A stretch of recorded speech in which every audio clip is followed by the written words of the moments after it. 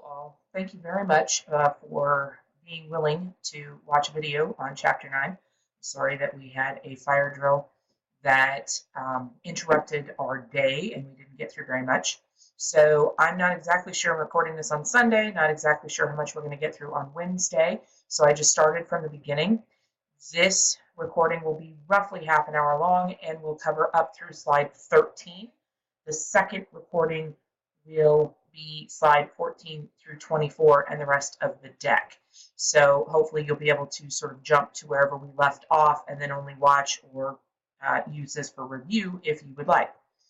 So what we are discussing today is new product development. So we are finally in, really truly, the first P of the marketing mix: product, price, place, promotion. So we are on the first P, product.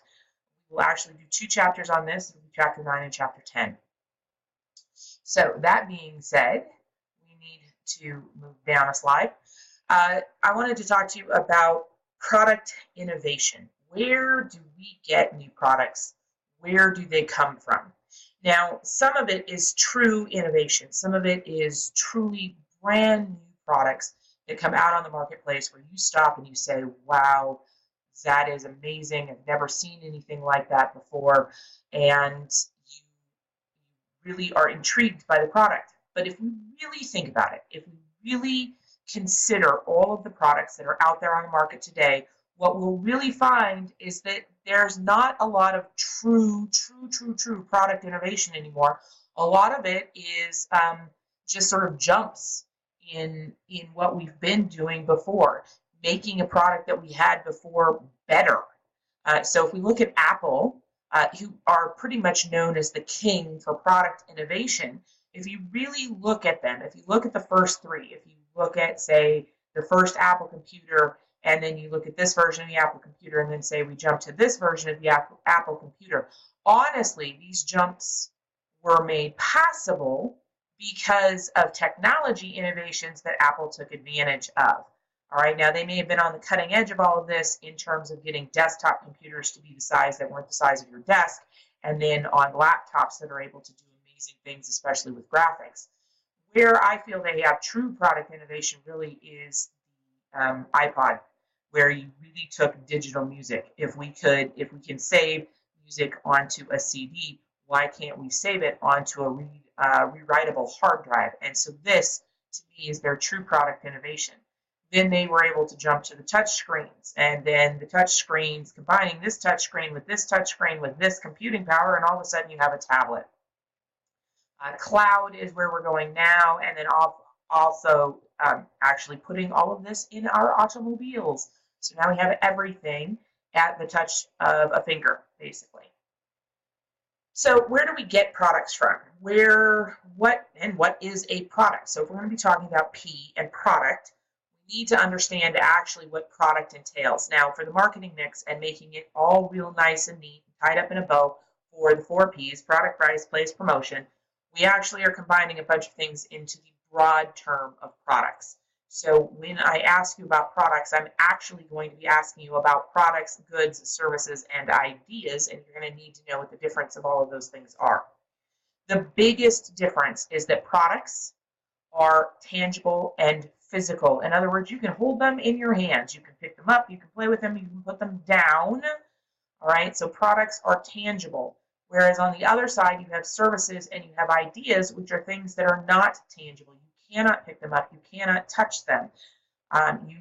It's really very hard to evaluate whether or not you like this product because there's nothing to grab onto. So let's start on this side with products.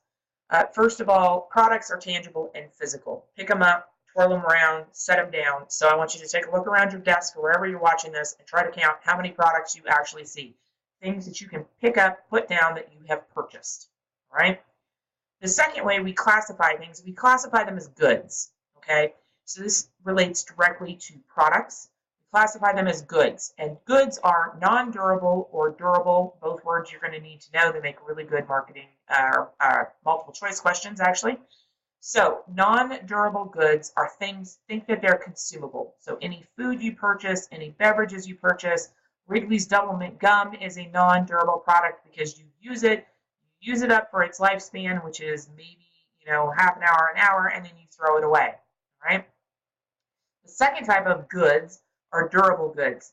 These are the things that are supposed to last a while. So if you're spending some bucks on these things are supposed to last. So we think bicycles, we think cars, we think houses, we think your furniture, carpet, your deck furniture, anything you use outside, even your clothes. Now, clothes are starting to sort of get back and forth. It used to be the clothes were a completely durable product, thinking that your clothes needed to last you sort of your entire lifetime, basically. And now clothes are pretty much non-durable. There's a wear them once and throw them away kind of mentality to them. Shoes used to be very durable. Buy a pair of shoes and they were supposed to last you a long time, at least a year. And now shoes don't last us that long, and we think it's perfectly okay that they're a non-durable product and we use them for however long, and then we give them away, we throw them away, we do whatever we do with them. Okay, so on the other side, then we have services and we have ideas. So services are what we get from vendors. And so a service, actually, I'm providing you a service because I'm standing up in front of you and I'm teaching you, and you can't touch what I'm saying. I'm trying to transfer ideas that are in my mind, knowledge that's in my mind, and transfer it to your mind in a way, shape, or form that hopefully you understand. So services, we get a lot of services. So services, straight services, are things like insurance. Okay, we have cars and we buy insurance on the car. And honestly, the only physical, tangible thing you get, maybe, although at this point in time, probably not, is a piece of paper that says you're insured. Honestly, most of us have switched to internet-based insurance. We get e-documents, so you can't even hold the e-document. You can hold the phone that you're looking up the e-document on, but you're not actually holding the e-document. So services are something that we pay for, that we get something that's basically in the ether back. Okay, so you paid for a service to buy insurance. You paid for a service to buy health insurance. You paid for a service when you took an airline flight. So I want you to keep those in mind, where you physically consume it, you use it, you use that flight, you've gone from point A to point B, but it's not like they let you take the airplane with you. So you don't own that airplane. You've used the service. They've used something physical to transport you from A to B, but what you bought from them is the opportunity to go from point A to point B. So then the last thing is ideas. Ideas are literally that. So if any of you guys have watched the Millionaire Show or the Big Idea shows where somebody's trying to pitch something to somebody else to get them to give money to, those are all big ideas. They're not totally executed yet. And ideas have value. Now, you might have an idea about providing a service. You might have an idea about manufacturing a good, but it's still an idea in your brain until you can execute it. So what people are buying, venture capitalists are buying, they're buying your idea. They think your idea is good enough to put into a service or to actually manufacture as a good. But what you're selling them is the idea of success.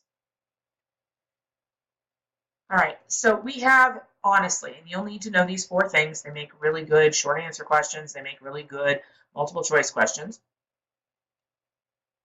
You will need to know about the types of products. So now we've gone back to the physical and the tangible. We will talk about services here in another couple of slides. But right now we've switched gears. We're talking about the physical, the tangible, the goods, the durable, the non-durable. And what we've done is we've broken products down into 4 options. 4 options. So convenience products, shopping products, luxury products, and unsought products. So I have pictures of these up here. Convenience, honestly, if you think of a convenience store, anything you can buy in a convenience store is pretty much a convenience product. These are the types of products where you go, oh, I need some gum. Let me go over and get some gum. I know the type of gum that I like. It takes, this shopping experience literally takes you more time to drive to get the gum than it does actually purchasing the gum and or using the gum at that point in time. The second type of products are shopping products. So shopping products are more expensive, and they're ones that you spend time actually shopping for. And by shopping, I mean comparison shopping, looking for the best deals, looking for the best place to buy the product, looking for the features, making sure that all of your features, if you remember all the way back to Chapter 4 and the purchasing continuum, you pretty much go through the whole entire purchasing continuum with shopping and luxury products. So we're doing more research. We're looking for more features on our product. We're spending more money on this product. Luxury products. Hopefully some of you have had the opportunity to purchase a luxury product. What I would like to point out at this point in time is, well, we have all of the typical luxury products up here, like Chanel, like Gucci, like Bulgari, like Dior. What we've done is we've said they're expensive, and because they're expensive, then they're luxury. But that's not the only thing that separates them. Okay, so it's not just that you can or you cannot afford them. They have a prestige with them. They have an air with them that sets you apart, that it puts you in a different class, on a different stratosphere, if you can have one of these products. Finally, there are unsought products. Unsought products are things that you don't think that you need. You don't even know that this product exists until you see it someplace and you go, oh, I need that. And maybe then you go out and buy it. And one of the things that they talk about is pet insurance. So if you have animals and you have pets, and one of your pets gets sick, and the vet says to you, oh, well, we have this pet insurance, or we work with this company that provides pet insurance, and they would take over some of the costs. If you have pet insurance, you think, wow, I didn't know that exists. Now I'm going to go consider it, and you may or may not purchase it. But it's the things that you don't think about until one day you think about them. Pet cemeteries, pet insurance. The book uses, if we go down a slide, they use the idea of a thesaurus. So this slide you guys do need to go through. You guys need to understand what type of a product. So are we talking about a convenience product? Are we talking about a shopping product? Are we talking about a specialty product? Are we talking about an unsought product? And then how that affects basically the marketing mix. And on top of that, we've added two things, brand loyalty and consumer purchase behaviors on top of it. So if we're talking about convenience, this is the stuff we've always talked about. It's toothpaste, it's hand soap, it's things that you don't think about when you go to buy them. You buy the same exact thing, you go to the same exact place, you get the same exact thing because it's what you've always been doing. They are relatively inexpensive. You're not going to stress over making one of these purchases. They're available everywhere. Think gum. It's available in every convenience store. It's available in every grocery store. It's available in every superstore. It's pretty much available everywhere you could possibly be. The promotion is all about the price and the availability and the awareness, and it's not about anything else. Okay, so it's about price and where you can buy it. Finally, you are brand aware with these. You will accept substitutes. I mean, if your particular brand of gum is not there and you need gum, apparently my computer has decided we need updates. You will accept a substitute, especially if you need it right now. So then finally, we have purchase behaviors. These are frequent. These are the behaviors. You purchase things that you purchase every week, once a week, twice a week, 3 times a week, at least once a week, okay, things that you purchase. Shopping products, those are things that are going to cost a little bit more money. See here, fairly expensive. Now the deal is you get to define what fairly expensive is to you, and your definition of fairly expensive is going to be different than the person standing next to you. So you need to understand that as a marketer, that in general there will be several products that fit with this, like cameras, like TVs. Notice we've talked about these types of things before. Even airline tickets when we start talking about products and services, okay? You can get these from a large number of outlets, but it's not as widely distributed as sort of the convenience products. It's not like you're going to buy a camera or a television at a convenience store, okay? So you're starting to get into bigger, more specialty stores. The deal with the promotion is that you want to separate yourself from the competitor. So what you're trying to say is, I have more features on my product or my service, or you get whatever, you get it better than what the competition can do. These people tend to be fairly brand loyal as well. Still, you'll accept substitutes. You're purchasing these less often. I mean, in theory, you're going to purchase a TV and you're hoping that you're purchasing the TV and it's going to last you, I think at this point in time, about 2 years, maybe even less than that. But it's not like you're purchasing one every week or one every month. Specialty products, or luxury products as they're called, and I don't like that the book calls them two different things, but specialty, luxury, interchangeable, make sure you understand that, are things that you're not really going out searching for. I mean, all of us I might like a Rolls Royce, but I'm not going to go out and search for them. I would really like a Rolex watch, but there are a few things on the shopping products and the convenience products that I need to buy first. These are usually very expensive. What you have to understand, though, like the shopping products, usually very expensive can mean something different to different people. The deal with specialty products and luxury products is that you're going after a specific target market, and there's a little bit of an inclusion, a little bit of I'm in the group and you are out of the group that these products have. So Rolls-Royce cars, Rolex watches, there's a membership to that group, and we have them and you don't type of a mentality. So they're usually very expensive and very exclusive. The distribution is very limited, so you're not getting Rolls Royces on every single corner. You're not getting Rolex watches on every single corner. The status, see the word right here, brand and status. I have status, I'm part of the group, and that's what the promotion focuses on. These are, you're very brand loyal. Once you hit this level of exclusivity and status and group membership, you're not going to accept a substitute because the other members of the group won't allow you to accept a substitute. Finally, they say these purchases are fairly infrequent, but I mean, if you have more money than the Sultan of Iran or anybody else, then maybe you're purchasing one every day. But for most of us, these are going to be very infrequent purchases. Okay. Finally, with unsought, you don't think about these things until you need them. Okay. So you wake up one morning, and even Thesaurus comes on every computer now, so it's not even a product that we're even searching out at this point in time, much less paying for.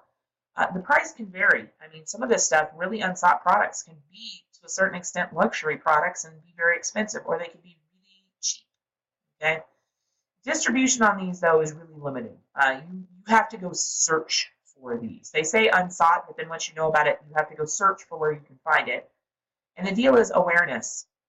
People didn't even know that they needed these things, so you have to convince them now that your thing exists, like pet insurance or pet burial insurance, and on top of that, oh, by the way, you need it.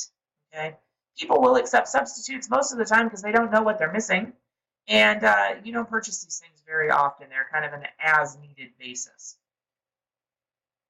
The deal is, in the United States, we started out in the 1970s as a very sort of a mix. If you see our GDP, gross domestic product, over here, it was really low, and the two lines were combined. So these are goods, these are services. But if you look at it now, and you look at it, you know, up until 2015, and now 2017, we're probably up over here someplace, what you'll see is that we're still making goods. Physical, tangible, durable goods are still a huge part of our gross domestic product. But what we are selling in the United States, we are selling services and ideas. We're selling them twice as fast and twice as many, twice as much of our GDP. So now goods and services only make up a third, or goods make up a third, I should say, sorry, goods make up a third. Services makes up 2/3 of our GDP, okay? And that's only going to increase. So in the United States, we're really selling services more than anything. That's what was driving our economy. If you look at the goods and services continuum, what you are going to find is that it's really, really hard to find something that's a complete good with no services attached to it at all.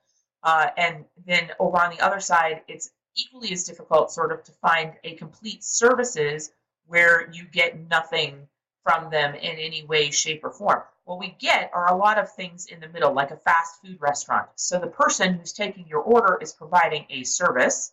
Hopefully they get it right. But then on the other hand, about 2 minutes in, you get handed an actual good. You get handed a non-durable good that you eat, okay? And then you discard the wrapping, and then you walk out. And all of this takes, 20 minutes, maybe half an hour. But you're getting half service and you're getting half good. And if you look, there's a lot of things that are sort of in the middle where you get a lot of service, but maybe you get a little bit of a good. Maybe you get a little bit of a service, and you get a lot of a good. Okay, so buying a house, automobiles. Okay, buying an automobile up front, you get it, but then in the end, you get this durable product. a tailored suit. You get somebody to fit you, you get somebody to make it, you get somebody to fit it exactly to you, but then you get years of use out of it in theory. On the other side, if you go to air travel, and let's just say you're talking about actually purchasing an airline ticket, well, there's a lot of services, right? The services part of the airline ticket, you get a lot of service. You maybe get baggage, you maybe get checked in early, you maybe get something else, but then you don't really get a good. I mean, you go in, you sit on the airline, maybe they offer you peanuts, maybe not, and then you have your flight, and then you get off, okay? But even the flight attendants who are taking care of you, that's part of the service. Baggage claim is part of the service, okay? So you're getting a lot of services and not necessarily any sort of tangible good you can take with. On the two extremes, they talk about salt, because honestly, salt is a good, and it's not like we're standing in the grocery aisle debating whether or not we're going to buy Morton salt or any other type of salt, and it's not like anybody's holding our hands to help us make this decision. On the other end, you guys have chosen to go back to school, so you're getting a service from your professors. Your professors have knowledge in their brains, and they are trying to impart that knowledge to you, but it's not like I can give you an open book. To a certain extent, you're getting this PowerPoint presentation, and hopefully you're getting an understanding of it, but the PowerPoint presentation is maybe this tiny little line down here, and I'm trying to impart knowledge to you. But you have to understand that there are very few products, I think, at this point in time in our life that are either truly a good with no service component at all, or truly a service with no sort of goods component. I think actually we're moving more towards this, where you get a lot more service products and a lot fewer goods products. All right, so let's talk about services. We've talked about products. We talked about how we classify them. Well, we can classify services as well. So the deal is now that we have equipment-based services where really you don't even have to interact with another human being, and we have people-based services. So you are relying on another person. We're going to start on the right-hand side looking at equipment-based services first. Okay, so you've got automated services. You go up to an ATM. It's not like there's a tiny human in the ATM who is calculating all of your bills and handing them out. If you think about this, going to get cash from a bank used to be that you actually had to go in and you actually had to talk to somebody. So there was a human being who was physically counting out your cash. They still exist and they still will do this for you. But now there's this automated self-service version of it. So think about the things you can get as an automated self-service. All right, we can get ATMs. You've got online everything. Anything you can buy online is that. You've got automated car washes. We can get movies and video games out of a nice little red box on corners. So there's a lot of services now that have moved to automated, where they've realized that, especially now that things are connected via the internet. So if you look even at school and you look at the vending machines that we have, which is an automated self-service, you pick a drink, the drink comes out. The vending machines are now connected to the internet so that they can take a credit card payment and they can send a bat signal, as it were, to the people that own them saying, hey, we're low on Pepsi. Hey, we're low on water. Hey, we're low on Coke. Come provide service to us, open it up, and put more stuff in so that I can sell more stuff for you. The second type of equipment-based, they're operated by relatively unskilled laborers. Okay, so if you think about this, dry cleaners, taxis, Uber, Lyft. If you think about those types of services, they have motion picture theaters, although at this point in time, literally, it takes pushing a button, so that doesn't really take very much to start the movie and stop the movie. So yeah, there's still things where you're getting a service, especially in a movie theater, where you go, you sit, you watch. You do have a little bit of a product if you buy popcorn, if you buy drink, whatever, but you're getting this service, and you don't have to be relatively skilled to be able to do this. Then you actually have people that are relatively skilled. I don't know about you, but I would prefer that my pilot on the airline actually knows how to fly the plane. So if you think about all the people that you really hope that they really know how to do their job, those are your skilled operators. On the other side, we have the people-based operators. So people-based services. So you've got still unskilled labor here. So if you've got lawn care, if you've got people pushing a lawnmower, operating the blower, operating the hedge trimmers, that kind of thing. Security guards maybe have a little bit of training. Janitorial services probably have some training in the way we want our products and services done, but it's still provided by relatively unskilled labor. You have skilled labor, okay, so things where maybe you have to get a certificate. So there are quite a few certificate-based programs here at Front Range that you can get.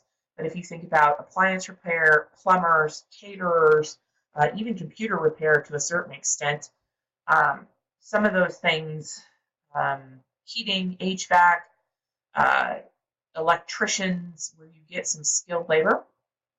And finally, we have the third thing we say, we have professionals. And these, honestly, they get 4-year degrees. So management consultants. My husband is a management consultant who provides a service that is 100% people-based, and it is a professional skill, and professionals make the professional money. Accountants, lawyers, doctors, all of these people fall under the professionals services category. All right, so you do need to know this. This makes a really good multiple choice question. There are 5 dimensions, okay? So the next slide is going to talk about 4 something else. This slide is 5, the next slide is 4. There are lists, you do need to know them. These are the dimensions of service quality. These are the things that we provide when we're providing a service, but it's how the customer rates us. Okay, so think about these 5 dimensions as how the customer rates how good we do our job. So the first is reliability, and that is, honestly, are you consistent? Do you have the ability to provide the agreed upon service in the manner in which you said you were going to provide it at a high quality level, and then to do this over and over and over and be consistent about it? So if we're talking about airlines over here, you get to, can you provide my flight on time? Are you reliable? Or are you the worst on time provider of airline services in the industry? Okay. The second way we evaluate services and decide whether we like them or we don't like them are all of the tangibles. So even though you're getting a service, if you look around the rooms at Front Range, if you look around the buildings at Front Range, they have just spent the last 2 years updating everything. We're sitting at brand new tables. You're sitting in brand new chairs when you sit there in the majority of the rooms, because the appearance of the facilities, so the appearance of Front Range, whether the halls are dark and dreary, whether they have these nice little cozy carrels where you guys can meet and have group projects and have group meetings, whether the couches are comfortable, whether or not the computers work. That's all the tangible stuff that you can put your hands on. Okay, you look at the floor, you look at the walls, you look at the ceiling, you look at the seats, you look at the tables. Okay, so are they clean? Are they new? Are they updated? Are they the latest style, or are they back from the 70s and so old that you're just a little scared to sit on some of the chairs? So we assess things by what we can see, touch, and feel, even though we can't see, touch, and feel the actual service. The next thing we do is the responsiveness. So how responsive is the person? So you bring up a problem, how responsive are they to provide, to fix it? How responsive are they to provide the service in the first place? So you walk up and you stand there and you have to ring a bell and you wait for somebody to come out. You have to be standing there for 5 minutes before they get around to talking to you. Okay, so if you're waiting for somebody to get off the phone, get off the internet, get off whatever else, and however long that takes, the longer you have to wait, the more you're going to downgrade their responsiveness. Next is the assurance. So are they courtesy, and can they provide, do you trust them to do this? Do you trust the person standing on the other side of the counter to do what they say they're going to do, to be able to deliver what they say they're going to be able to deliver? And I want you to think about this, because we base this trust, it's a gut reaction.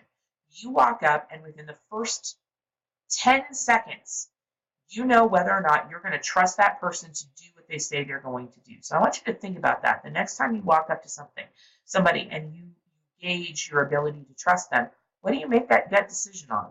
Okay? Is it things that things that they can change, things that they can monitor, or was it literally just I'm getting a weird vibe off this person and I don't trust them? So if I don't trust them, then I don't trust them to provide the service, then I don't trust the service at all.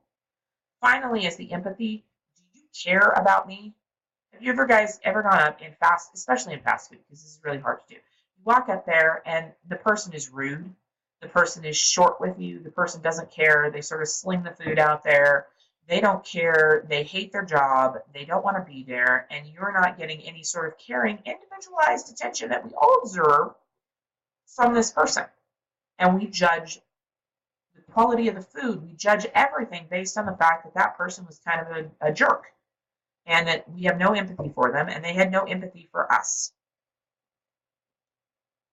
The next thing, how services are different. Okay, so the first was how we gauge them.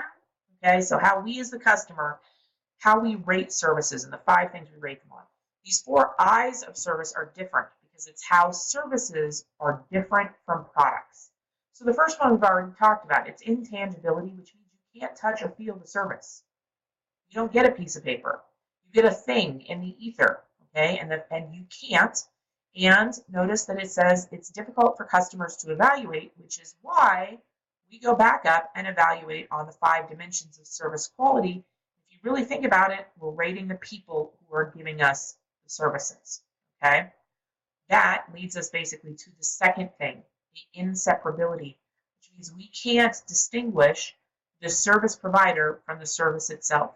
So I want you to think about my teaching style. Some of you are going to love it. Some of you are going to hate it. But the deal is you're going to judge Front Range on the fact that you don't like me, not that I didn't provide a decent service, because your like or dislike of me is going to color your evaluation of the service, because you cannot separate me from the service that I am providing to you. Don't like the person equals you automatically don't like the service, and we can't separate that as human beings. The next thing is that we're inconsistent. Think about the human beings providing the services. They're the first line. You walk into a shop, you walk into a movie theater, you walk in to buy car insurance, or you call on the phone. Employees are unpredictable. So did you have a bad day? Did you get enough sleep? Did you break up with your significant other? Did your dog die? Are you having the greatest day ever and you're really happy and you want everybody to be happy around you? Or are you bipolar? So one day it's really great and one day it's really not great. We're inconsistent. And we provide the services based on how we're feeling that day. So inconsistency because employees are unpredictable. Finally, there's inventory. And I know it sounds really weird that you have an inventory of services, but think about a fast food restaurant. You have to have a specific number of people and a specific amount of backup surplus food in that restaurant to handle a lunch rush of 1,000 people, and then you hit the afternoon at 2 o'clock and there's one person in the store. But you still have to have enough people to staff the store. You still have to have enough food to be able to sell in the store. You still have to be open. You still have to have the lights on. You still have to provide all of that, even if no one is currently buying the service you're selling right at this particular moment. Okay, so you have to be able to adapt for the 1,000 people rush to there are 2 people here and they've been the only 2 people here for the last hour. All right, we are going, I do believe, oh, nope, I lied. I'm going to do 3 more slides.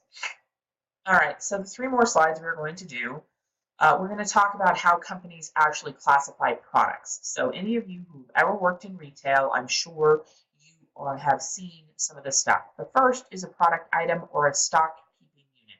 So if any of you have ever seen a barcode like this one, every single individual unique product has a barcode. Every single one. And they all have a different barcode with different numbers of lines, different numbers of spaces in between, different numbers just in general, etc. Everything gets a stock keeping unit so that we can keep track of how many iPod Nanos or iPod Touches we have actually sold. The second thing up from that is we go from an actual individual product to what's called a product line. So we've talked about this, especially with Apple. A product line is the same type of product. So a music player, that is our product line. And Apple had, at the time, several different options for playing music in their sort of iPod version. We had the iPod, we had the classic iPod, and then we had the smaller iPod Touch. Then we had the iPod Nano, which you could take with if you went jogging, and we have then the Touch. Did I call it? I called it something else. Anyway, we have the Touch, where now it's all touch screen. Okay, but they're all still the same thing they have in common is that they are iPods providing music playing. Jump down the next level to the product mix. So think about all the various things that Apple actually sells. They sell desktop computers. They sell laptop computers. They sell desktop computers with an actual tower. They sell desktop computers where it's all in one with the monitor. They sell the laptop that you can pick up and take with you. They sell music players. They sell phones. And then they sell services like the cloud. Okay, so that's our product mix. So product line is how many things, how many similar things within one thing do we sell. Product mix is how many completely different things do we sell. We sell computers, we sell phones, we sell iPods, we sell services. Those are 4 completely different things. All right, the next one is product class. That's the industry to which the product belongs. I am not holding you to this one, but let's just suffice it to say that the government has to classify everything we do, and everything gets a number, and everything gets a product class, and eventually you'll have to know it, but not for this class and not for this test. Finally, the next thing you do have to know is product form. So how we deliver music has changed over time.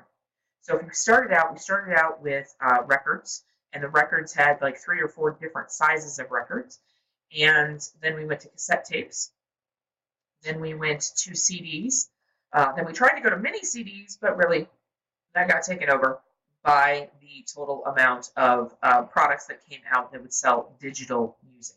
So the product form tends to change over time because technology changes over time, and we want to be the product with the latest technology. So how do we do this? How do we create these new products? And we're going to look at this from 2 different points of view. The company has one idea about how they create new products, and the consumer has a completely different idea. So we're going to talk about basically the same 3 things, but then we're going to talk about it from the point of view of the company and from the point of view of the consumer.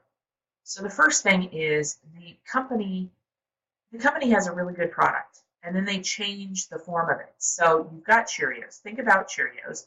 Think about how many different versions of Cheerios there are. Currently, in terms of flavor, there are the regular Cheerios, then there were Honey Nut Cheerios, there's Banana Nut Cheerios, there are Frosted Cheerios, there are like Fruity Loops Cheerios with all the different colors of the rainbow. There are multi-grain Cheerios, there are chocolate Cheerios, I'm probably missing a few of them, boatloads of Cheerios. And on top of that, you can get them in boatloads of different sizes. You can get single serving sizes, you can get family size boxes. These are awesome because you can put milk in them and you can use them as their own little bowl, and then you just throw it away. But that's a product line extension because honestly, at the end of the day, we are still selling the same base product. We are still selling Cheerios. We have just gussied it up a little bit, changed it a little bit, okay? The second thing that a company can do is have a jump in innovation, okay?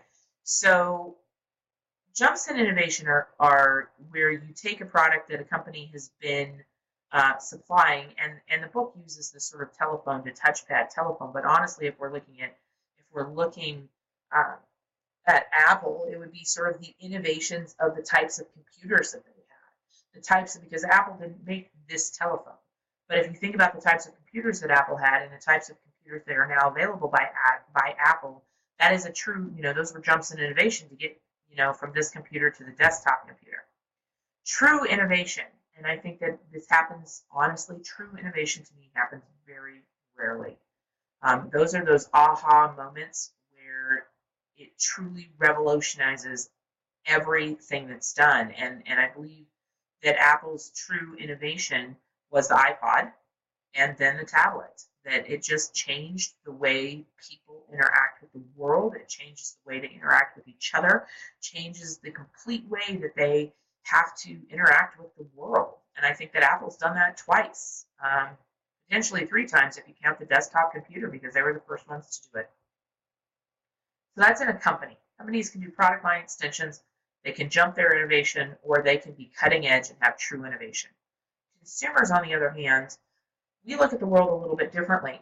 So we look at how hard is it to use the product? How difficult is it to learn something new? If you honestly think about it, even with the Cheerios or with Tide, think about all the different versions or options for Tide. Way back in the day, it was white powder. It wasn't scented. It wasn't anything. It didn't have bleach in it. But then all of a sudden, oh, Tide now has bleach in it. Oh, Tide comes in a liquid. Oh, Tide is specially formulated for high efficiency washers. Oh, look, we have managed to put our stuff in cute little Tide pods that dissolve in the washing machine with no residue. Honestly, at the end of the day, though, as consumers, we don't have to do anything, we really don't have to do anything different. The only thing we have to do different is between Tide powder or liquid and Tide pods is where you put the clothes cleaning material. Do you put it in the little box or do you put it directly into the washing machine? None of that changes. And so for us, continuous innovation, they just keep making the products better and we don't have to think about it. Oh, it's better. There's no thought process. There's no learning. There's no anything. Oh, it's better. Great, I'm going to use it. The second way that we look at products is called dynamically continuous innovation. This one, how I describe it is if you look at a product and you stop for a second and you go, whoa, that's new. If using that product makes you stop and go, wow, why didn't I think of that? Like really with a ketchup bottle. Ketchup bottles stood upright and then you had to flip them over and you had to beat them in order to get any ketchup out, okay? And then Heinz comes along and says, well, we are having people who have to turn our product over to get the product out. Why don't we just turn the product delivery system over and then you won't have to do that. And then you end up with ketchup that sits on its cap and sits upside down and you don't have to beat it in order to get the product out of it. And you go, darn, why didn't I think of that? Okay, so any product where you can look at it and they've made this change to it, but that change causes you to pause for just a second and to say, why didn't I think of that? I wish I thought of that. Then that is what we call dynamically continuous innovation. But it's not like you have to relearn how to use ketchup. You don't have to relearn how to use ketchup that's sitting upside down. You just continue to use it. Finally, the last thing with consumers, we have discontinuous innovation. And that's really truly when a product comes along and you have to completely relearn the way that you use the product. So think about electric cars, truly electric cars. Think about Teslas. You have to, instead of thinking about where the gas stations are, you now have to plan out your routes for where is the next charging station. Is it a rapid charging station? Is it a slow charging station? Can I get from where I am to where the next charging station is? Do I have enough battery? We still have to think about, do I have enough gas? But there are not very many charging stations out there even yet, so you really have to plan. And on top of that, you have to plug in your car when you go home. So you have to learn a completely new way of thinking. It used to be that, okay, so fine, I can go 300 miles on a tank of gas, and in 300 miles, I'm pretty certain I'm going to be able to find a gas station, or I'm going to be able to find a gas station between here and there. Not so with charging stations. You have to really think, like, if you want to go out a ways and then come back that same day, your radius is pretty much, I can go out 150 miles and back 150 miles because I can only go 300 miles on one charge. There's no guarantee there's going to be a charging station out there. So you really have to think about it. And so when consumers have to really stop, when they have to learn something new before they can use your product, that's discontinuous innovation. And that all affects us, okay? And it affects the amount of learning that we have to do. So I want you to think about this. How much learning do you have to do? Continuous innovation requires no new learning. Dynamically continuous innovation, it disrupts us for about 2.3 seconds and then we just keep going on in our merry way. Discontinuous innovation means we have to stop. We have to think about it. We have to learn something new. We have to cognitively evaluate how we're doing things. We have to change how we do things. And it takes us a while to get the hang of it. Okay? The deal with the marketing strategy is if it's continuous innovation, you just have to say, look, we have something shiny and new, and people go, oh, I think I'll try it. With dynamically continuous innovation, you still just advertise the differences. Look, no more beating on the ketchup. You can just squeeze it and it comes out. Discontinuous innovation, though, means you have to provide a lot of education. Education, education, education. You have to educate that the product exists. You have to educate about how to use the product. You have to educate about why using the product is an important thing. You have to educate, educate, educate. So think about those ads. Think about those television commercials. Think about the total amount of text in some sort of a magazine ad about this is how much you need to know in order to use our product successfully. So we're going to stop here, and we'll pick this back up in the second part of this presentation. So hopefully this has been elucidating to you all, and we will see you in the next version.